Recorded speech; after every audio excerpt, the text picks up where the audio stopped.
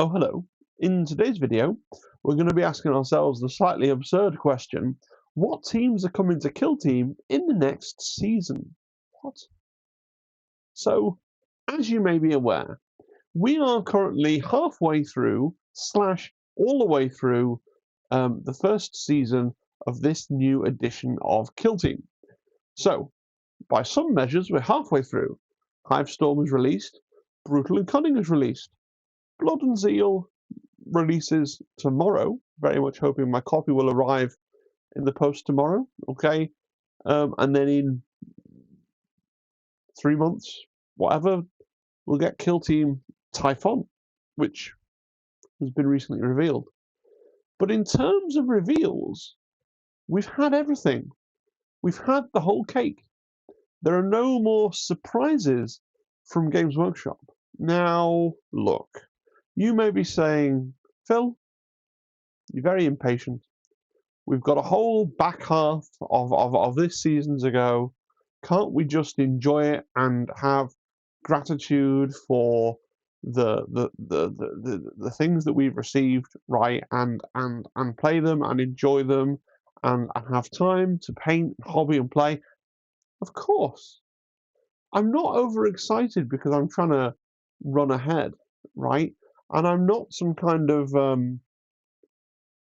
don't have to consume like a goose on a gavage. I don't have to constantly be craning my eyes for the next thing. I'm looking forward to Blood and Zeal and Typhon, and I'm even hoping to get back and paint some of the older kill teams like the Plague Marines, right, from the starter set, which I could have included on this slide. However, what we are in now is the fun times gap, right? Because we have no idea, none, there's not a smell, a scintilla of a rumour. In other words, Chapter Master Valrak has not told us what the next box is going to be yet. And that's amazing. Because this is the game. If you wanna think and speculate and join the dots and have a proper go at trying to predict what the next box is going to be without any inside information. Now's your time. Now, there's a couple of ways of doing this, right? I could just go, oh, nobody knows. What would I like? I'd like this, and that's perfectly valid, right? But you know me. I love to stare at the tea leaves, to read the entrails of Games Workshop, to try and discern the secret pattern that is there for us. And well, I'll share what I've come up with. So I think, right, and some people on the Discord, right, think that I'm dead wrong on this, and that's totally valid. Other people, this view of things makes people angry. There's a number of reasons for that, right? Some people just don't want this to be the case, but they may have to concede that it might be the case, okay? Other people genuinely don't think it is the case, but may even want it to be the case, and it's important to separate those two things. But my personal belief is that Games Workshop cares about codexes. Codexes for Warhammer 40,000, right? I believe that the codexes that they choose to actively support give us some insight into which bits of the background, which bits of the IP they feel are fully realized independent things, okay, and which are not. Now, some people don't like this because, Games Workshop's decided to split off the big Chaos Legions, so, people say, well, why do World Eaters deserve a kill team and Blood Angels do not, right? But I will point you back to the evidence. Never had a Blood Angels kill team, never had a Space Wolves kill team, never had a Dark Angels kill team. We've got a kill team themed around the World Eaters. We have got, for the time being, a kill team themed around 1,000 Suns, right? And we've got a kill team themed around the Death Guard. They seem to be, to me, trying to, not religiously, but trying to tick off codexes. So what's on this slide? This slide is what the state of play will be at the turning point when we remove the oldest kill teams, the ones that we know are going to rotate out at the end of this current season and not be valid for top level competitive play for the next season. They're removed. And we've got every other codex with the teams beneath the codex that either have a data sheet in that codex or they don't have a 40k data sheet at all, but they clearly belong to, map to, and appeal to players of that codex. So, Space Marines, I hear a lot of people saying, oh, we're going to need more Space Marine teams when they've retired Phobos. You've got two. You've got Angels of Death and Scouts. You've got two teams representing Codex Space Marines. We've got the new Raveners, finally, representing Codex Tyranids. We've got the new Servitors, representing Adeptus Mechanicus. The Hierotek, flying the flag for Necrons. The Farstalker Kimband and the Vespid Stingwings, flying the flag for the Tau Empire. I know that's going to get me in trouble because some people are going to want to rail against the fact that they want a Tau kill team from the Tau race and not a choice of kill teams from the auxiliaries. But this is what I think. This is not what I think is best. This is not what I think ought to be. This is how I believe Games Workshop are starting to think about these things. The Adeptus Custodes, I put a dark red square there because that is an old wound. They have never had, since the Compendium was retired, they've never had a bespoke kill team. The Wrecker crew, of course, are flying the flag for the Orcs. Chaos Space Marines currently have 3. Okay, the Felgor Ravagers, the Chaos Cult, and Nemclaw. Genestealer Cults, Brood Brothers. The Adeptus Raritas have Sanctifiers, Imperial Agents, Navy Breachers, Exaction Squad, Inquisitorial Agents, and Sanctifiers again. I don't know if you've seen this on Warhammer Community, but if you go to the 40k downloads section, they've decided to do rules for the Sanctifiers in Warhammer 40,000 separately for both of these codexes. So you can take them natively inside Sororitas, if that's what you want to do, or you can take them as an Imperial Agents unit and then ally them into any other Imperial force. And you can do both of those things. Death Guard, obviously the Plague Marine team. The Drukhari are bringing Hand of the Archon and the Mandrakes. The Grey Knights, another old wound. They've never had a kill team and never had a bespoke kill team. The Thousand Suns, a fresh wound. Okay, because the Thousand Suns kill team is going to get rotated out from kill team. It's not going to exist anymore, and there's nothing else there. There's nothing else there to prop them up. Okay, and then we've got Blades of Cain for the Eldari. Chaos Demons. They've never had a team. You could argue, and I have in the past argued, that Poxwalkers is Chaos Demons team. Maybe, but Poxwalkers are going away anyway. So, Leagues of Votann, got the Salvagers and the Jaegers. The Astra Militarum have the Carskin, the Tempestus Aquilons, and the Rattling Number. This is after the first set of teams has been removed. That's why there's no Veteran Guard here. And of course, the World Eaters have the Goremongers. So this is a document that I've been working towards in making my predictions for the things that they needed to bring out this season, right? Because I thought, and I still think, and you can look at it in the last box, Tyranids and Admech, that ticks off 2 things they needed to, in my estimation, tick off before the end of this season, because of course, Admech disappearing would have been left without a team. They haven't got around to everybody. Thousand Suns there as a gap. Grey Knights didn't get anything new. Custodes and Demons didn't get anything new. But they do seem to me to have been working towards filling in the obvious gaps, right? So I think that's what they're going to do. I think that's what they're going to continue to do. So we have to then look at the rotation. The rotation wheel continues to turn. So at the concluding of season 1, we're going to lose everything in the red square. That's gone. I mean, you can still play it. The rules are still going to be there, and they're still going to be updated, apparently. We'll see how that pans out, right? And how balanced people feel those teams actually are, or not, right? But they're not going to be valid for high-level tournaments. And again, it remains to be seen culturally, right, among us, among the Kill Team community, and to what extent do we enforce that on what I would call a more normal store tournament, right? Now, in the blue box is the Galadark season. It's much smaller, notice, but these are the teams that we are going to lose at the end of Season 2, right? So these are the teams, then, that Games Workshop may be working towards replacing over the course of Season 2 if it brings up gaps, okay? Now, one thing I want to draw attention to before we move on is the green box, because Chaos Cults and Inquisitorial Agents are not grouped where I would logically think they would be. Intuitively, I thought they would become part of what they've called the Galadark season, and we would be losing those. But we are not. We are not losing those two teams, so we don't have to factor that into our thinking at all. Okay? So we're not losing those two teams over the course of this next season.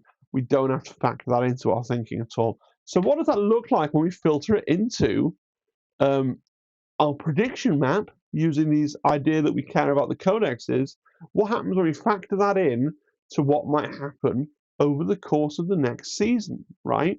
So Necrons, they lose their only team, and that's really the only loss. All the other things that we've taken out, the codex that they were sitting under still has something, right? Yes, we're left in a situation where the only Tau team is the Vespid, and you might see that as inadequate for your personal tastes. I totally get that, right? People are going to tell me in the comments anyway, but I totally get that, right? I think Legionaries are left in a strong place. They've got Chaos Cult on them, so you've got a Horde and Elite, right?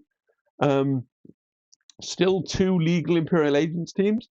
Granted, one is the Sanctifiers, which is kind of doing double duty. Games Workshop decided to do that, but they've got Inquisitorial Agents, which are in many ways the archetypical team for, if you really like the idea of Imperial Agents, then Inquisitorial Agents is what you like. They have that allying mechanic writ large, which is the theme, if there is one, of the Inquisitorial Agents faction, right? Plague Marines still for the Death Guard. They're going to be around for ages because they're in the starter box. Mandrake's the only Drukhari team. You might think that's a bit weird. Maybe we should get a new, more standard Drukhari team, but they are still there. Still nothing for Grey Knights. Thousand Suns, I've just healed that wound over, but it is still a wound. Blades came for the Eldar, good. I've added in, now here, I've taken away Codex Chaos Demons because I don't think Games Workshop views it as a codex any longer, right? It's pretty clear they're not going to make a paper Codex Chaos Demons. So for my purposes here of trying to work this out, that's not a thing. We're not factoring that one in.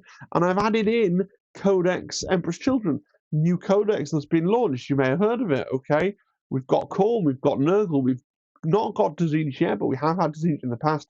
I think we're also going to be due a Slaanesh kill team. Leagues of Votann, they've lost the one set, but they've still got the Jaegers. The Astra Militarum have still got the Aquilons and the Rattlings, and the World Eaters, of course, still the new Goremongers. So that leaves us with, there are 5 things. There are 5 kill teams that I predict they will try and do over the course of the next season, so after Typhon. And these are the 5, and I've tried to pair them into where I think they make cool boxes. So I could see all of these as boxes. Grey Knights versus Thousand Suns, right? What do I think that would look like? Looking at the ranges, thinking about the models. The whole of Grey Knights, apart from like a couple of characters, needs replacing, right?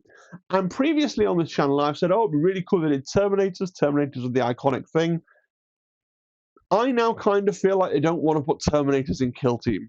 Okay, we've now found out what the Mystery 5 model Kill Team is.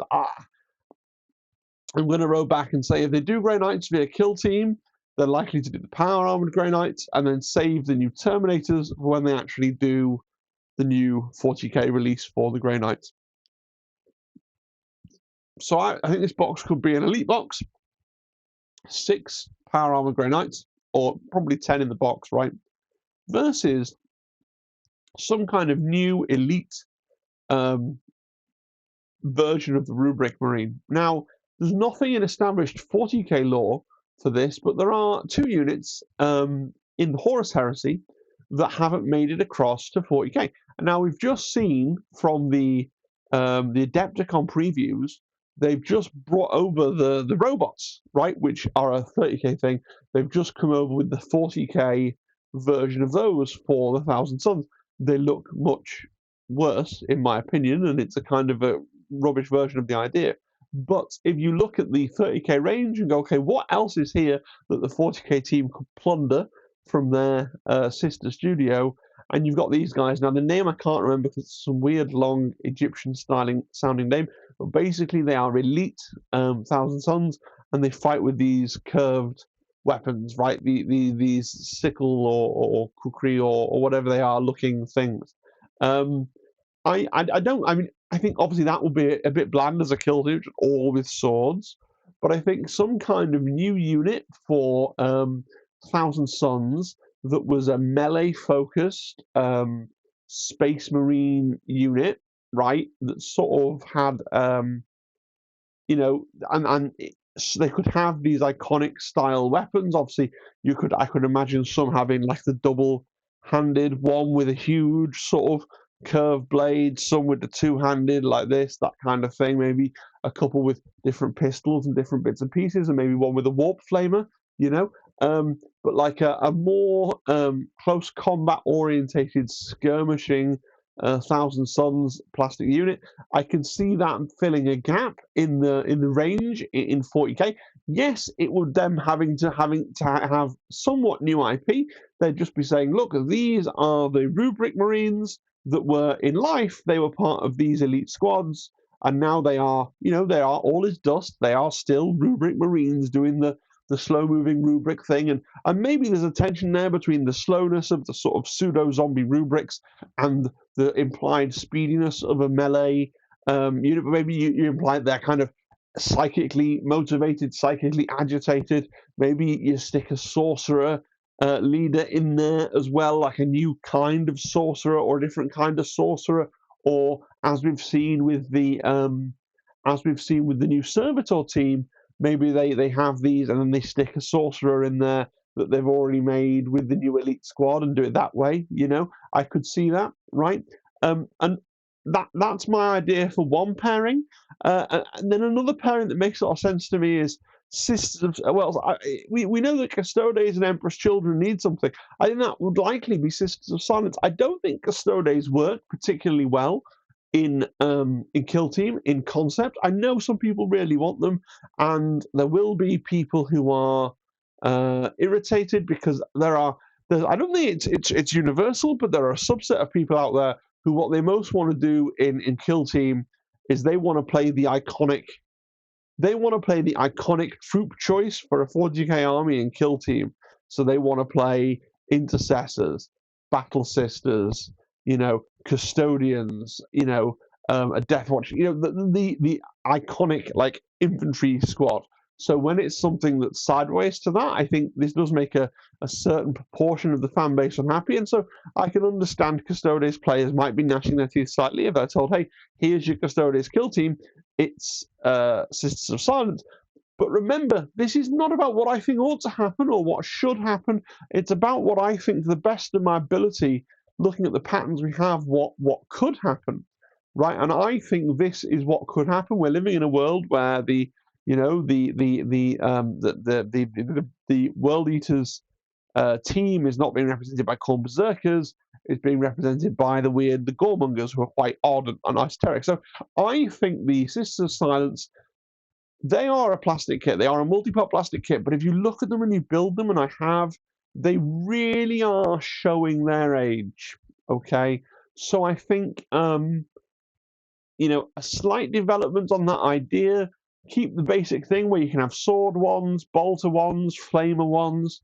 Maybe add in a fourth weapon loadout in there. You used to be able to get from Forge World ones that were like double pistols with resin arms, right? You could add that in as extra plastic components, put some bits and pieces in there for a leader, for different specialists, and just try and make them a little bit more dynamic and a little less physically like flat to work with, and the detail a little bit more more crispy. And I think Sisters of Silence redone as a brand new plastic kit, replacing this one, which is a bit.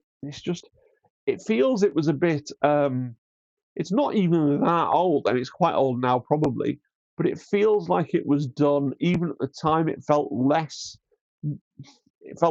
cleverly engineered than other kits that were contemporaries with it. I think it came out at the same time as the basic plastic Custodes, and the plastic Custodes are aged a lot better, right? Let me know if you think I'm right or wrong on that point in the comments. And then I think what they could be arrayed against is basically what I'm calling Slaneshi weirdos. And I've taken a unit from Age of Sigmar to placehold this, because Age of Sigmar's got a fleshed out Slaneshi faction with loads of different bits and pieces. If you look at the stuff they've announced for Emperor's Children, I know the Emperor's Children aren't even properly out yet. They lack that sort of cultist, Zangor, Pox, Walker, Jackal, that kind of unit that all the other, both the vanilla Chaos Space Marines and all the other legions have, that kind of mortal followers of the Emperor's Children. They really lack that. And I think that would be an obvious thing to give them. If you wanted to do an extra unit for the Emperor's Children, show us what the throngs, the drug-addled throngs of Emperor's Children cultists marching merrily into the meat grinder. What do they look like in the 41st millennium? Realize that bit of fiction. That would be pretty cool. Is that appropriate for special ops of the kill team? It's as appropriate as anything else, I think. Right? Not everything has to be elite. It would just be a Slaneshi take on the Chaos Cult idea. I think that could work with that. And then with Necrons, I've just taken the logic of going, well, there was a few boxes. There was the Death Marks as well, but they've just been in the previous kill team. They're quite old. But the Lich Guard / Tryout Praetorians are from 2011. They're one of the other infantry box that's pretty dated now. So it seems like an obvious chance for a redo. Again, they could do a servitor kill team type thing and throw in a character. It could even be a character they've already done. We now know they're not averse to doing that, because the Lich Guard and I think maybe also the Tryout Praetorians, they're basically different kinds of bodyguard unit, right? So that could be a thing. And obviously this is only 5 kill teams. There's only 5 gaps following my Codex model, so that still leaves space for 3 more teams that would come out over the course of next season. I noted Eldar don't have any obvious gaps. You still have the Blades of Cain and Mandrakes, keeping those 2 codexes going strong. But for a range they're trying to build out a bit more as a sort of big alliance, what we could do with another Eldar team just to keep the Eldar players feeling included. We have gone through now the whole of the first season with no Eldar releases, and the Eldar are going to lose both the Harlequins and the Corsairs, and then over the course of this season they'll lose Hand of the Archon as well. So an Eldar team of some kind. There were long-standing rumours of Exodites. If that's something people would want, I don't know. And then presumably the last 2 teams will be some kind of Imperial human, because obviously nothing on this page is an Imperial human. There are some Imperial Space Marines and some Imperial, well, Sisters of Silence are human, but they are human superpowers, and they're in power armor, and they have bolters. I'm talking about, dudes with las guns, quintessential Imperial tax collector kind of a team. But that's my ideas, my thoughts. These aren't rumors. Don't repeat them. Don't say Table Impulse says that they're going to do this. This is not what I'm saying they're going to do. This is what I'm predicting.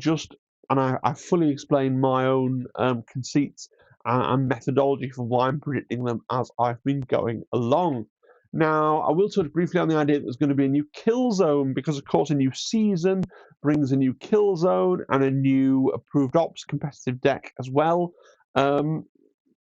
So the question you have to ask yourself is, are they intending to retire Killzone Gallo Dark? Because if you look back at the rotation wheel here, The first season, they've called it the Octarius season. That's a pretty big clue. When the new edition launched, Octarius went off sale completely, and it didn't get any maps in the approved ops pack. There were no maps for Octarius. Now, you can still play on your Octarius terrain. You don't have to use those competitive map packs. Games Workshop's not coming around your house to set fire to your terrain. And fans have said, well, look, we're going to import a couple of rules from the previous edition to make things like the scramble terrain work. And likewise, your Gallowdark terrain, you're not even going to have to house rule anything. Those Gallowdark rules aren't going to go away, right?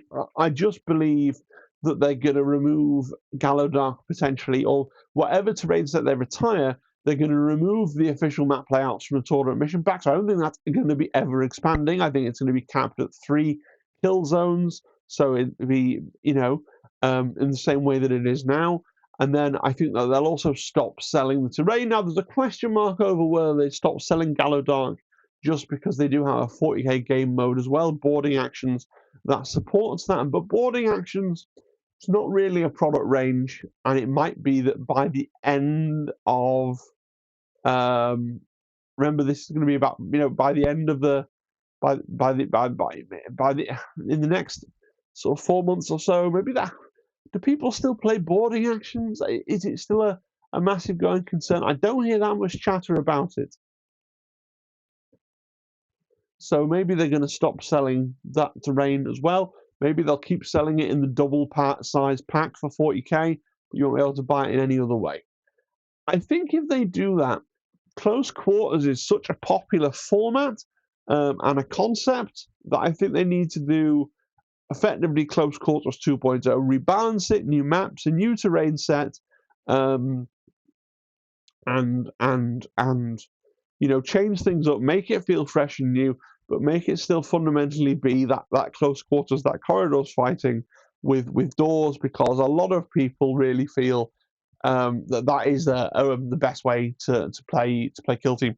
A lot of people really do feel that. So now that could be anything. It doesn't have to be on a spaceship. I always felt that Gallowdark didn't really, in the narrative missions, it was very clear it was on a spaceship. In the like standard match play type missions, you could be like, oh, we're in an underground bunker. That's the law, and nothing would actually have changed. Like in the way that you play, there was never a sort of, in the narrative missions there was like, oh, there's airlocks and you're being sucked out and all the rest of this sort of stuff. But in sorry, I'm just reeling from the fact that if I was a different YouTuber, I would have made a joke about sucked out, but I'm not going to. There was never any of that in the competitive play. All right, now it could be a bunker, a moon base, right, like a Captain Scarlet lunar base thing, right? But what about a Necron tomb? And the reason I say a Necron tomb, and obviously I've given the game away by putting a picture on the slide for sure, but Games Workshop loves a callback, right? They love a they love a little nudge, a little, you remember this, right? You remember Pariah Nexus, right? Now, not very people actually remember Pariah Nexus fondly. I feel a lot of this was basically released at a time when Kill Team 2018 was basically dead, okay? And most of the chatter online was like, why is this the product I have to buy when what I want is a squad of flayed ones, right? But, it is what it was. But I think the callback and the chance to rehabilitate the concept of Pariah Nexus is the kind of thing that historically Games Workshop has found it difficult to resist. And I could see a Necron tomb world, like fully realized as three-dimensional terrain in the same manner as Gallowdark. Could be something that looks really cool. Now, some people always say, like, you hear it a lot. It used to be always true, like, oh, don't be silly, Phil. Like, Games Workshop never does Xenos terrain. Oh, it's always Imperial terrain, and that used to be definitely true. But Octarius was a whole box of Xenos terrain. Like, that literally happened. We got an entire box of really orky, cool orc terrain for the orcs. So it has happened before, and that makes it now much more likely that it could happen again. Before Octarius, I would have been right there with you. I would have said, oh, Games Workshop always gives us a raid and Imperial gloss, so it's more marketable to the most people. But they've done it before with Octarius. I think they could easily do it again if they wanted to. A Necron Tomb World, I think, as a version with rules, tweaks, and updates as well, of course, but as a update to Killzone Gallowdark, I think, could be something on the cards. Now, of course, even though this graphic seems to heavily imply that it'll be Gallowdark next on the chopping block as soon as the current season ends, they could decide, you know what, nobody likes Beta Decima. It's really unpopular. We don't even use it at our own flagship World Championships of Kill Team. We'll just leave Gallowdark, plus we support it for 40k, and we'll abolish Beta Decima and replace it with something else. But at that point, all bets are off. You may as well say it's going to be Catachans in the jungle, right? I mean, this is the other thing about the Necron Tomb world, and I make the joke about Catachans. Games Workshop generally, and you can argue they didn't do it with Beta Decima, but they generally like to tie into the box a team in the first box of each season. There's a team that has something unique to do with that kill zone. So, you got the Commandos on Octarius, right, and then we got the Navy Breachers on board the Gallowdark. Beta Decima is a bit more unclear, okay, but then as we roll around into Hivestorm, you've got well, both teams are these. You got this flying thing, right, where they both got this drop mentality for the big tall buildings and the urban environment. So yeah, I think Necrons on a Tomb World with something else could be the order of the day. Probably in a launch box, it will be against something else Imperial. Deathwatch versus Necrons in a load of Tomb World terrain. Would you buy that? I'd buy that. I think most people would be like, hell yeah. I mean, if we pencil in Deathwatch as well, okay, into my other predictions, that does mean you take three Space Marine teams of different, well, obviously Chaos and Grey Knights, but there'll be 3 Space Marine teams of different kinds of one. Is that too many Marines? I mean, how many Marines have we had? How many Marines have we had this year? None. We did get the starter set as well with 2 Marine teams in though, so which I forgot to put on the slide. So maybe would you a Marine Armageddon? I don't know. It's possible. I think that's just an extra little prediction that just occurred to me there off the top of my head. So we're time for final thoughts. And I really, whenever I do these prediction videos, I try and split it up into 2 things. I really want you to think critically about why you think the things that you think. So when I ask you what do you think of my predictions, I want you to try and evaluate them. How likely do you think they are, right? And then separately, would you like them, right? And try and treat those as they're quite different things, right? And then if we can master that, then we can ask ourselves, well, what do you think is likely? You might be like, well, Games Workshop have always done this, and this, and this, so I think you're going to do that. And separately to that, what would you personally like? Both of those things are fascinating questions, but they are, please, different, aren't they? One is trying to predict what Games Workshop will do, even if we might hate it. But Games Workshop has definitely done stuff in the past that segments of the fan base have hated. Just because you don't like it, you think it oughtn't be that way, doesn't mean it will be, right? And then separately, it's interesting to find out what people would want, right? And I'm pretty pumped for this question because now there won't be 57 comments saying Tyranids, because the Tyranid team is coming, right? So that frees up the bandwidth in the comments for something else. Do subscribe. If you're not subscribed, like the video, please subscribe. Do comment, do leave a like, and consider joining the Discord as well, okay? I want to say a big thank you to all my channel members, the people that contribute financially every single month. It makes a massive difference to my willingness to make videos with quite the pace and the cadence that I do. That's really, really good. So, thank you so much. I'll see you again tomorrow, potentially, with a new video about something else. Who can say? I haven't decided yet. I'll look forward to it. All right, guys. Until then, cheerio. Bye-bye. Bye-bye. Bye-bye. Bye.